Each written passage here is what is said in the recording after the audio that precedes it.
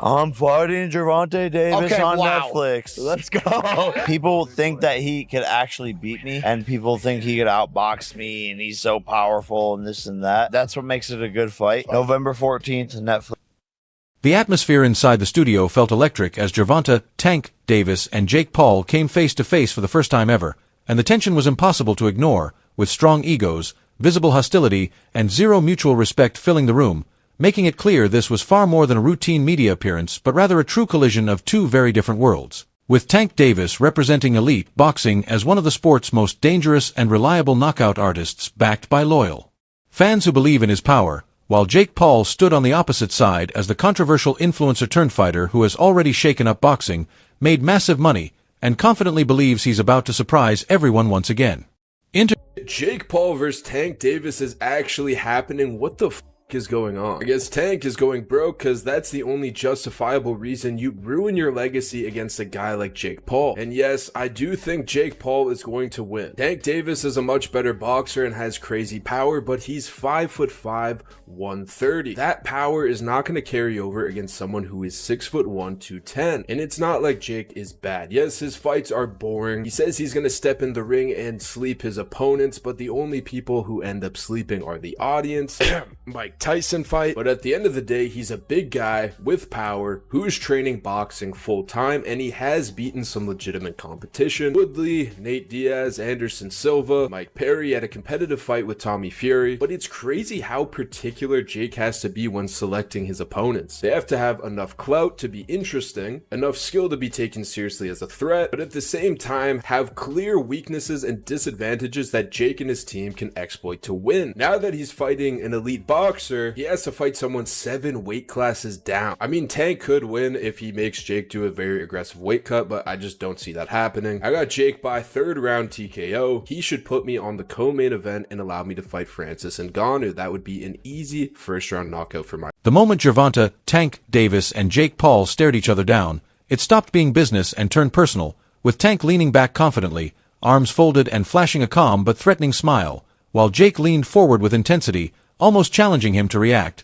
creating a heavy silence in the room that broke instantly when Jake spoke up, telling Tank that he's used to fighting people like himself, but now he's stepping into Jake's world. For all of you Karens who accuse me of being on steroids as the reason for winning all of my fights, we have the strictest drug testing possible for this match. U.S. Anti-Doping Agency. Random drug tests at any moment. Oh look, they're here now. Hey, USADA, he in the car. Looking good. See if you're on steroids. Clean as a whistle, contrary to what they say.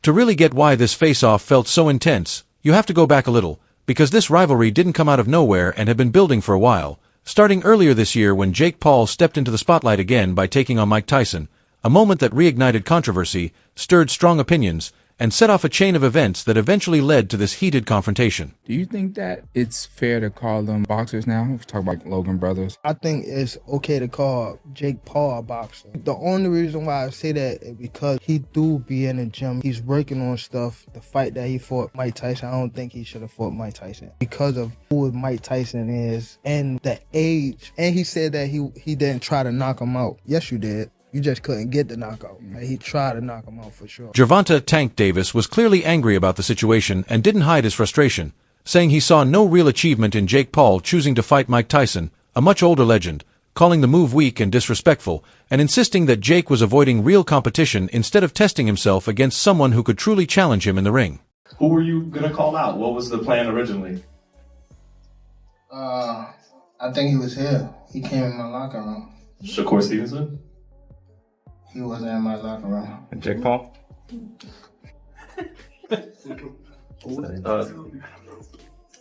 Next question. From that point forward, the bad blood only grew stronger, as Jake Paul fired back by claiming Gervonta Tank Davis was simply bitter about the attention he was getting, boldly adding that if they ever met in the ring, Tank would end up unconscious just like everyone else Jake believes he's already handled. Oh, Lord. I'm sorry.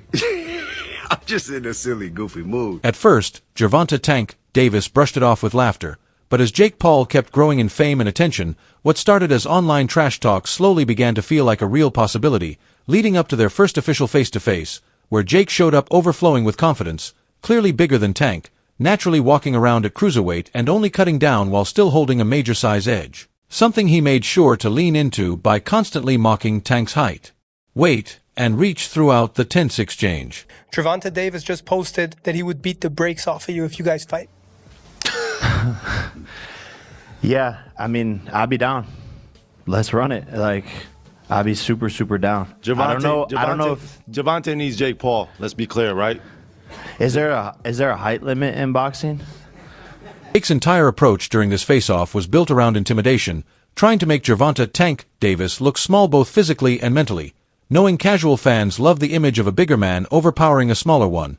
But that angle ignores the fact that Tank has spent his whole career as the shorter fighter and still managed to knock out elite opponents time after time. So before even diving deeper into the idea of Jake Paul stepping up to face him, it's important to rewind to the overlooked but crucial storyline involving Lamont Roach, because in their first fight Roach shocked everyone by not only pushing Tank harder than expected but actually humbling him, adding a layer of unpredictability and chaos that makes this entire situation far more intense. Oh, nice double left hook by Roach to the body and then to the head. Right there it is. Oof. And, oh, Davis just got backed up with a counter right from Roach. That's a big moment. Load with the left. Oh, and that right, but Davis took off some of the steam of the punch, but still, Roach leading with right. He took a knee. He took a knee. What is he doing? He forgot his... Nice combination from Roach. Resting yet. Oh, another right hand, another right left by Roach. Nice combination. Got just over around 11 as well. Maybe him getting fouled. Davis fighting on even terms here in the 11th. Both of them have landed. Has to keep doing that. Roach said the familiarity, knows his weaknesses. It's one thing to say it. The decision is a majority draw. Lamont Roach entered that fight full of determination, carrying a chip on his shoulder and refusing to be ignored, while Gervonta Tank Davis had all the attention as the favorite. But by the final bell, many fans felt Tank had barely made it through, proving just how dangerous Roach was as the underestimated underdog. Roach's performance sent shockwaves through the boxing world, shaking Tank's image of being untouchable and showing that his aura of invincibility wasn't as unbreakable as many had believed. Honestly, I thought I should have won without that being counted a knockdown. Look, I ain't the ref. I ain't really, you know what I'm saying? Like, if he had to wipe sweat out his eye, he had to wipe sweat out his eye. But the rules do state, if you voluntarily take a knee, then that's an automatic 8 count. But it is what it is. I wasn't relying on that. I was relying on what I was doing in there. I think I was taking control. I think I was landing more shots. I think I was landing more power shots. And I thought I was doing my thing. So I'm not really that frustrated about that. But if that was kind of a knockdown, I would win a majority decision. That performance from Roach had the boxing world buzzing, and suddenly, Tank's aura of invincibility didn't look so bulletproof anymore.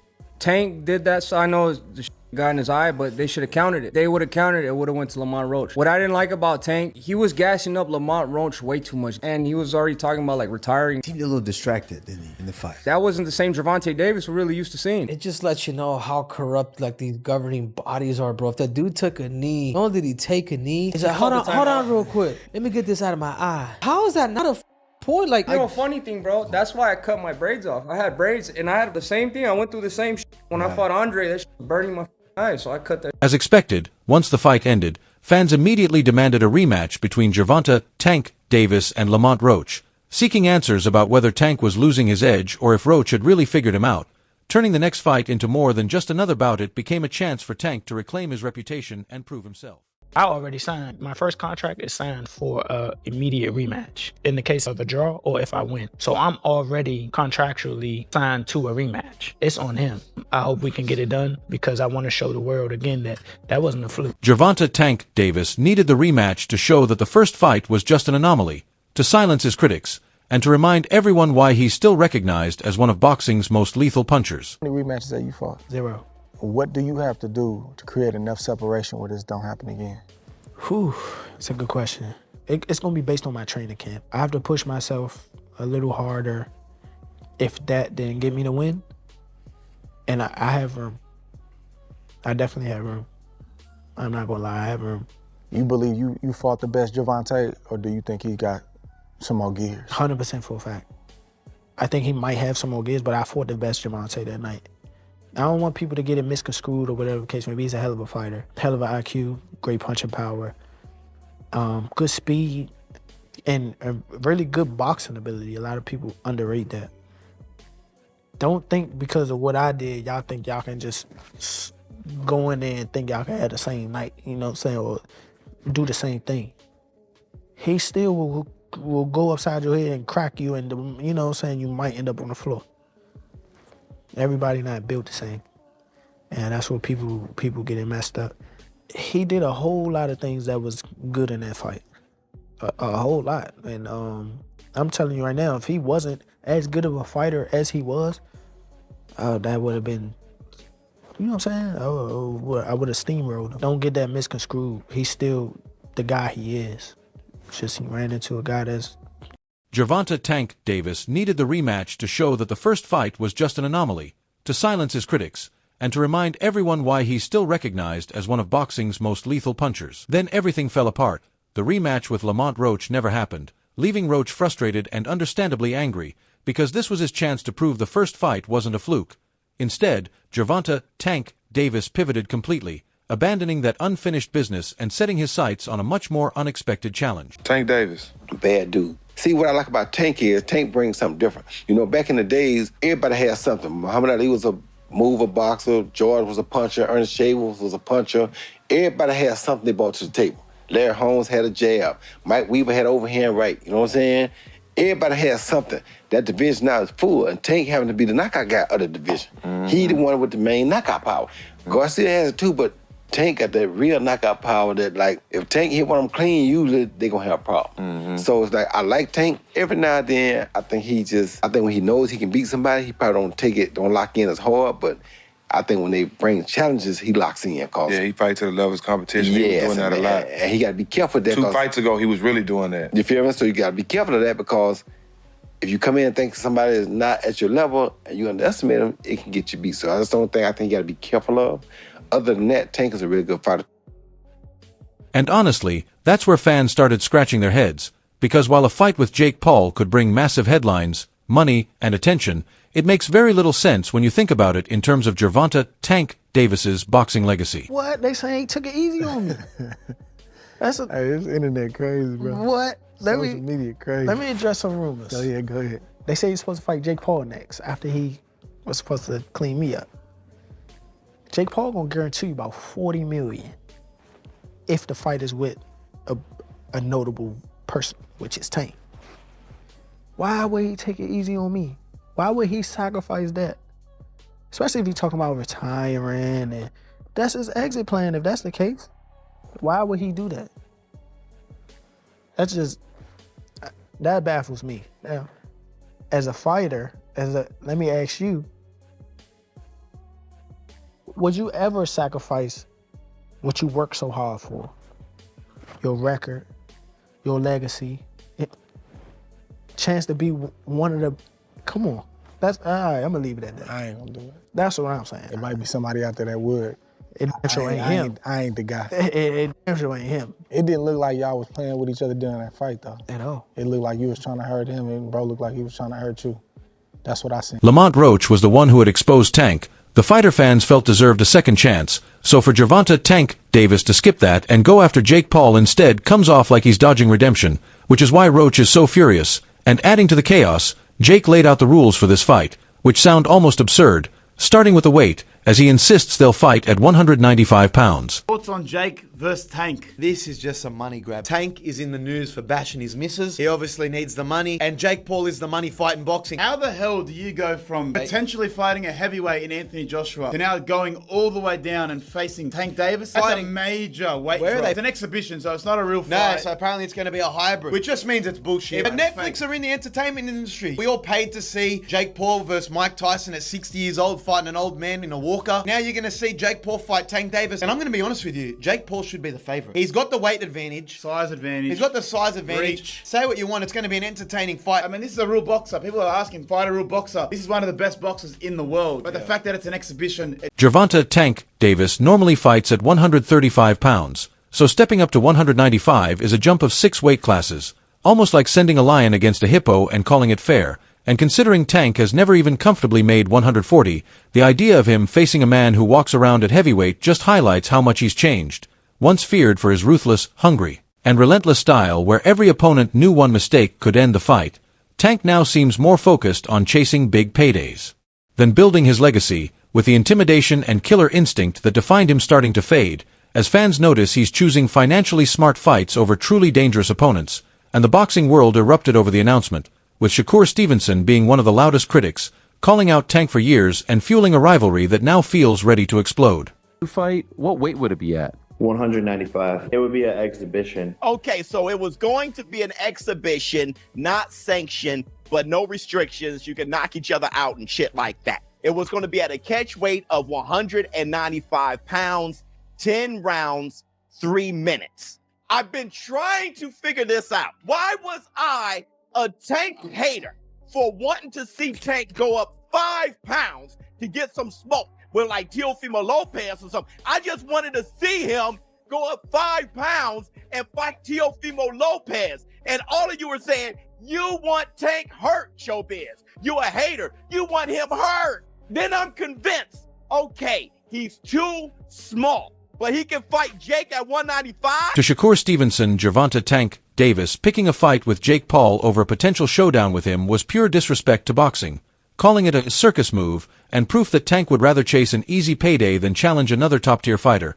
And while a Tank versus Shakur fight could have been one of the sport's biggest, not everyone agreed it was fair to criticize Tank, with Rolly Romero openly saying you can't fault a man for going after the money, essentially giving Tank a pass for prioritizing cash over legacy.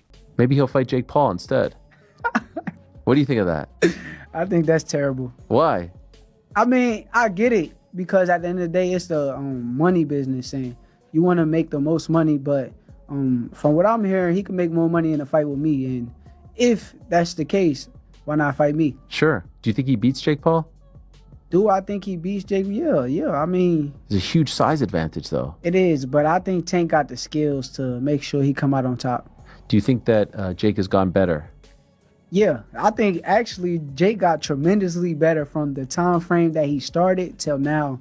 And in the right situation, I also could see him become a world champion. Really? Yeah. Teofimo Lopez shared a similar view, praising both fighters for putting together such a huge event and pointing out that boxing is a business. If fans are willing to pay to watch, why not make it happen? Meanwhile, Daniel Cormier offered a more open-minded take on Jake Paul, highlighting his serious training, willingness to take tough fights, and the size and power that could genuinely challenge Gervonta Tank Davis, whereas Jeff Mayweather was unimpressed, dismissing the matchup as pointless and saying neither fighter would gain anything meaningful for their boxing legacy. That's a wrap for today's video. If you liked it, make sure to hit like, subscribe, and tap the bell so you don't miss what's coming next, and drop your thoughts in the comments. We'll see you in the next one.